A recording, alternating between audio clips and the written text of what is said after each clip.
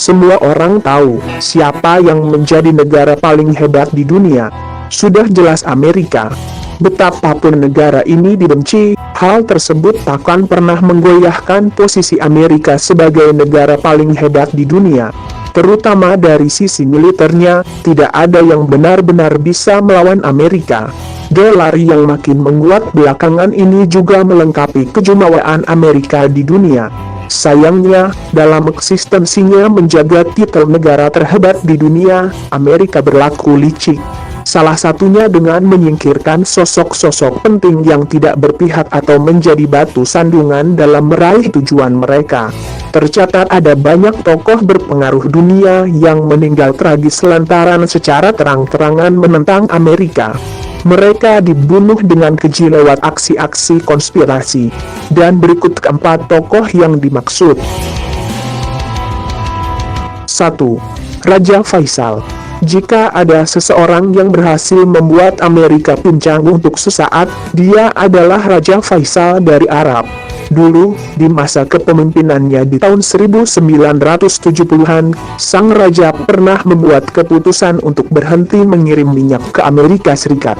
Akibatnya, ekonomi di Amerika langsung lumpuh. Alasan Raja Faisal berbuat demikian, lantaran Presiden AS kala itu, Richard Nixon, memberikan bantuan gila kepada Israel dalam perang melawan bangsa-bangsa Arab. Akibat embargo ini, Israel pun kalah. Sayangnya, raja yang adil ini pun akhirnya meninggal dunia, lantaran kepalanya ditembus oleh peluru panas milik keponakannya sendiri, Pangeran Faisal bin Said. Diketahui jika Pangeran Faisal mendapatkan mandat dari intelijen Amerika untuk melakukan misi ini. Walhasil, setelah kematian Raja Faisal, ekonomi Amerika menjadi pulih lagi. Pangeran Faisal sendiri dihukum mati dengan cara dipenggal di depan umum. 2. Saddam Hussein. Saddam Hussein selalu dianggap tokoh jahat yang keji. Padahal, selama 26 tahun memimpin Irak, ia menjadikan negara itu luar biasa. Keberanian Saddam juga sangat melegenda terutama ketika sang pemimpin ini menentang setiap kebijakan Amerika dan sekutunya. Saddam adalah orang penting di Timur Tengah, apa yang jadi keputusannya pasti berpengaruh besar, dan Amerika jengah dengan itu. Kemudian dimulailah operasi pembunuhan Saddam lewat invasi Amerika ke Irak di tahun 2003. Dengan dalih kepemilikan senjata pemusnah massal, negeri 1001 malam itu diacak-acak sampai tidak terbentuk. Lucunya, hingga hari ini, tidak ada satupun senjata pemusnah yang dimaksud. Meskipun demikian, Saddam Hussein akhirnya dituduh melakukan sejumlah kejahatan besar dan mengakhiri hidup di tiang gantungan. 3. Muammar Gaddafi. Tokoh berpengaruh di Afrika ini berpulang setelah dibunuh oleh rakyatnya sendiri. Banyak yang mengatakan kalau penggulingan Gaddafi sejatinya hanyalah upaya agar negara kuat ini tidak mengganggu stabilitas AS dan sekutunya.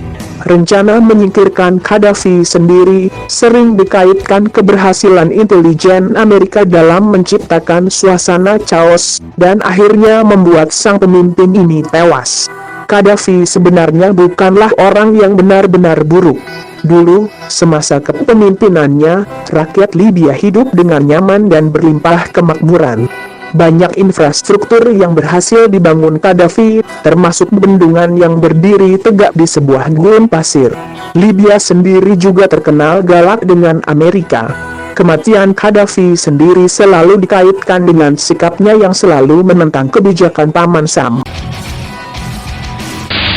Karena itu, semboyan kita sekarang ini ialah hancurkan kekuasaan Amerika, hancurkan kekuasaan Inggris.